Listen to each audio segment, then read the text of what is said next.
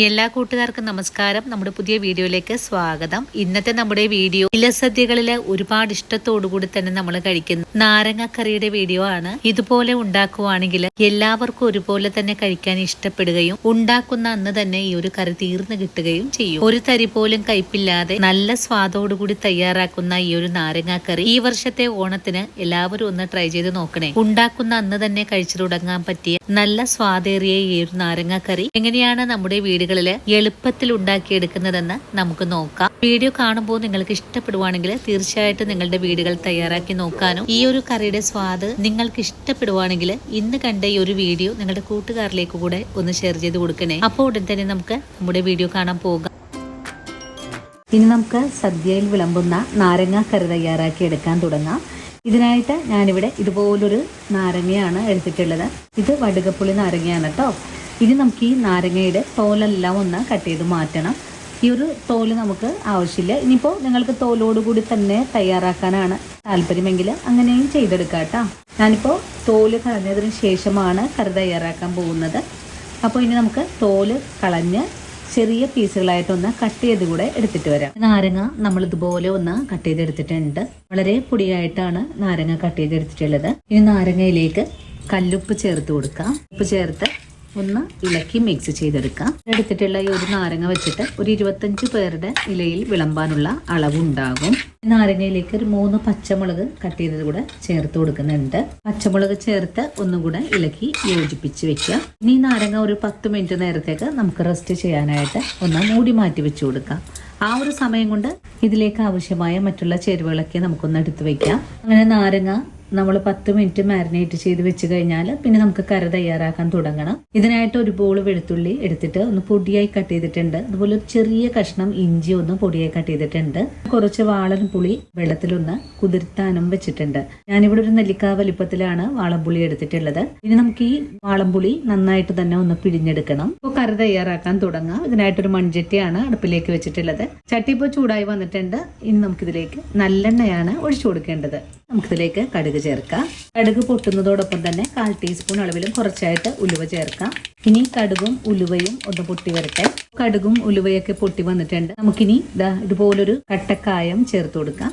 നിങ്ങൾക്ക് ഇപ്പൊ കായമില്ലെങ്കിൽ കായപ്പൊടി വേണമെങ്കിലും ചേർക്കാവുന്നതാണ്. കായവും ചേർത്ത് കഴിഞ്ഞാൽ പിന്നെ നമുക്കിതിലേക്ക് ഇഞ്ചിയും വെളുത്തുള്ളിയും ചേർക്കാം. ഇനി ഇതെല്ലാം നന്നായിട്ട് തന്നെ ഒന്ന് വഴക്കിയെടുക്കാം. ഇഞ്ചിയും വെളുത്തുള്ളിയൊക്കെ നല്ലപോലെ ഒന്ന് മുരിഞ്ഞ് കിട്ടണം. ഈ ഒരു നാരങ്ങക്കറിയിലേക്ക് നല്ല സ്വാദും മണമൊക്കെ തരുന്നത് കായക്കട്ടയാണ്. കായക്കട്ട ചേർക്കുന്നതാണ് കൂടുതൽ നല്ലത്. ഇനിയിപ്പോൾ നിങ്ങളുടെ കൈവശം കായക്കട്ട ഇല്ലെങ്കിൽ കായപ്പൊടി വേണമെങ്കിലും ചേർക്കാം. കായപ്പൊടി ചേർക്കുമ്പോൾ ഈ ഒരു രീതിയിൽ ആദ്യമേ ചേർക്കേണ്ട ആവശ്യമില്ല. കറി പാകമായി കഴിഞ്ഞതിന് ശേഷം കായപ്പൊടി ചേർത്താൽ മതിയാകും. ഇഞ്ചിയും വെളുത്തുള്ളിയൊക്കെ ഒന്ന് ചെറുതായിട്ടൊക്കെ കളറൊക്കെ മാറി വന്നിട്ടുണ്ട്. ഈ സമയത്ത് നമുക്കിതിലേക്ക് കറിവേപ്പിലയാണ് ചേർത്ത് കൊടുക്കേണ്ടത്. 2-3 വറ്റൽമുളകും കൂടെ ചേർക്കാം. എല്ലാം കൂട്ടി യോജിപ്പിച്ച് ഒന്ന് ഇളക്കിയെടുക്കാം. അപ്പോൾ വെളുത്തുള്ളിയും ഇഞ്ചിയും നന്നായിട്ട് തന്നെ മുരിവായി വന്നിട്ടുണ്ട്.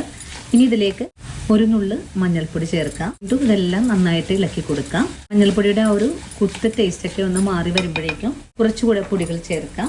1 സ്പൂൺ അളവില് മല്ലിപ്പൊടി, 3/4 സ്പൂൺ അളവിലെ കാശ്മീരി മുളക് പൊടി, 1 സ്പൂൺ തന്നെ എരിവെള്ള മുളക് പൊടി. ഈ ഒരു പൊടികളും കൂടെ നമുക്കിതിലേക്ക് ചേർക്കാം. നല്ലതുപോലെ ഒന്ന് ഇളക്കി മൊരിയിച്ചെടുക്കാം. പൊടികൾ ചേർത്ത് നല്ലതുപോലെ ഇളക്കി മൊരിയിച്ച് കഴിഞ്ഞാൽ പിന്നെ നമ്മൾ ഉപ്പ് ചേർത്ത് വെച്ചിട്ടില്ല നാരങ്ങയാണ് ചേർക്കേണ്ടത്. നാരങ്ങ കട്ട് ചെയ്തെടുക്കുമ്പോൾ അതിൻ്റെ കുരുവൊക്കെ നീക്കം ചെയ്തതിന് ശേഷമായിരിക്കണം ചേർത്ത് കൊടുക്കേണ്ടത്. അല്ലെങ്കിൽ നാരങ്ങക്കറിക്ക് വളരെ കയ്പ് കൂടുതലായിരിക്കും കേട്ടോ.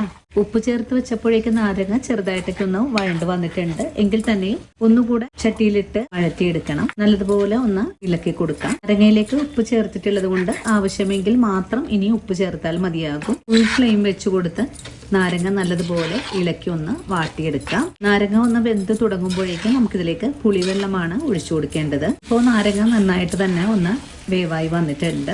നാരങ്ങയിലെ ആ ഒരു എണ്ണയെല്ലാം തെളിഞ്ഞും വന്നിട്ടുണ്ട്. ഈ ഒരു പാകമായാൽ പിന്നെ നമുക്കിതിലേക്ക് പുളിവെള്ളം ചേർക്കാം. പുളിവെള്ളവും കൂടെ ചേർത്ത് വീണ്ടും നല്ലോണം നാരങ്ങ ഒന്ന് ഇളക്കി യോജിപ്പിക്കാം. ഇനി പുളിവെള്ളത്തിൽ കിടന്ന് നാരങ്ങ ഒന്ന് തിളയ്ക്കണം. ഇനി നമുക്ക് നാരങ്ങക്കറിയുടെ കയ്പൊക്കെ ഒന്ന് ബാലൻസ് ആകാനും വേണ്ടിയിട്ട് 100 ഗ്രാം അളവിൽ ശർക്കര കൂടെ ചേർക്കുന്നുണ്ട്. ഇനി ശർക്കര ചേർത്ത് നന്നായിട്ട് തന്നെ തിളച്ച് ഈ ഒരു മധുരമെല്ലാം നല്ല പോലെ തന്നെ നാരങ്ങയിലേക്കൊന്ന് പിടിച്ചു കിട്ടണം. എരിവും പുളിയും മധുരമൊക്കെ ചേർന്നിട്ടുള്ള ഒരു പ്രത്യേക ഫ്ലേവറുള്ള കറിയാണ് കേട്ടോ ഇത്. ഇലസദ്യയിൽ ഒഴിച്ചു കൂടാനാവാത്ത ഒന്ന് തന്നെയാണ്. അപ്പൊ ഈ ഒരു ഓണനാളില് എല്ലാവരും ഇതുപോലെ ഒന്ന് തയ്യാറാക്കി നോക്കണം കേട്ടോ. ഇനി നമ്മുടെ കറി ഒന്ന് നന്നായിട്ട് തന്നെ തിളച്ച് കുറുകിയ പാകത്തിലേക്കായി വരട്ടെ. നമ്മുടെ നാരങ്ങാക്കറി ഇവിടെ നല്ലോണം തന്നെ തിളച്ചു തുടങ്ങിയിട്ടുണ്ട്. ഇലയിലും ഇതുപോലെ വിളമ്പുമ്പോൾ ഒഴുകി പോകാത്ത രീതിയിലേക്കൊന്ന് വെന്ത് കുറുകിയ പാകത്തിലേക്ക് ആയി കിട്ടണം. അതുവരെ നമുക്ക് തിളപ്പിച്ച് ഒന്ന് കുറുക്കിയെടുക്കാം. ഇപ്പോൾ കറി നല്ലതുപോലെ തിളച്ചു തുടങ്ങിയിട്ടുണ്ട്. ഇനി ഫ്ലെയിം ഒന്ന് കുറച്ച് വെച്ച് കൊടുക്കാം, ഒന്ന് മൂടി വെച്ച് കൊടുക്കാം. ചെറിയ തീയിലിരുന്ന് ഒന്ന് വെന്ത് കുറുകിയ പാകത്തിലേക്കായി വരട്ടെ. അതുവരെ നമുക്കൊന്ന് വെയിറ്റ് ചെയ്യാം. അങ്ങനെ നമ്മുടെ നാരങ്ങാക്കറി ഇവിടെ വേവിക്കാൻ വെച്ചിട്ട് ഒരു 10 മിനിറ്റ് ആയിട്ടുണ്ട് കേട്ടോ. ചെറിയ തീയിൽ വെച്ചിട്ടാണ് ഒന്ന് തിളപ്പിച്ചെടുത്തിട്ടുള്ളത്. ഇനിയിപ്പോൾ ഒന്ന് നന്നായിട്ട് തന്നെ ഇളക്കി യോജിപ്പിച്ചു കൊടുക്കാം. ഇപ്പോൾ നമ്മുടെ കറി ഇതാ ഇതുപോലെ ഒന്ന് കുറുകിയ പരുവത്തിലേക്ക് ആയി വന്നിട്ടുണ്ട്. ഒന്നും കൂടെ ഇരുന്ന് കഴിയുമ്പോഴേക്കും കറി ഒന്നുകൂടെ കട്ടിയാകാൻ സാധ്യതയുണ്ട്. അതുകൊണ്ട് ഈ ഒരു സമയത്ത് നമുക്ക് ഈ കറിയുടെ ഫ്ലെയിം അങ്ങ് ഓഫ് ചെയ്ത് കൊടുക്കാം. അതിനുശേഷം ചൂടാറി വരുമ്പോൾ നമുക്ക് സെർവ് ചെയ്യാവുന്നതാണ്. ഈ ഒരു നാരങ്ങാക്കറി നമ്മൾ തലേ ദിവസമാണ് ഉണ്ടാക്കി വെക്കുന്നത്. ഇതുപോലെ ഉണ്ടാക്കുകയാണെങ്കിൽ നമുക്കൊരാഴ്ച കാലത്തോളം കേടുപാട് കൂടാതെ തന്നെ സൂക്ഷിക്കാവുന്നതാണ്. ഇനിയിപ്പോൾ ഫ്രിഡ്ജിൽ വെച്ചിട്ടാണ് നിങ്ങൾ ഉപയോഗിക്കുന്നതെങ്കിൽ 1 മാസക്കാലത്തോളം നമുക്ക് കറി കഴിക്കാനും പറ്റുന്നതാണ് കേട്ടോ. അപ്പോൾ ഇന്നത്തെ നമ്മുടെ വീഡിയോയും ഇത്രയേ ഉള്ളൂ കൂട്ടുകാരെ. ഈ ഒരു വീഡിയോയും കാണുമ്പോൾ കൂട്ടുകാർക്ക് ഇഷ്ടപ്പെടുവാണെങ്കിൽ തീർച്ചയായിട്ടും നമ്മുടെ പേജൊന്ന് ഫോളോ ചെയ്യുന്ന കാര്യം മറക്കരുത്. അതുപോലെ വീഡിയോയെക്കുറിച്ചുള്ള അഭിപ്രായങ്ങൾ കമൻസായിട്ട് അറിയിക്കാനും മറക്കരുത് കേട്ടോ. ഇനിയിപ്പോൾ ആദ്യമായിട്ട് നമ്മുടെ പേജ് കാണുന്ന കൂട്ടുകാരാണെങ്കിൽ നമ്മുടെ പേജൊന്ന് ഫോളോ ചെയ്ത് നമ്മുടെ ഫാമിലിയിൽ മെമ്പറാകാനും മറക്കല്ലേ. അപ്പോൾ ഇനി നല്ലൊരു വീഡിയോ ആയിട്ട് നാളെയും കണ്ടുമുട്ടാം. അതുവരെയും ഒത്തിരി സ്നേഹത്തോടെ വീണ്ടും കാണാം.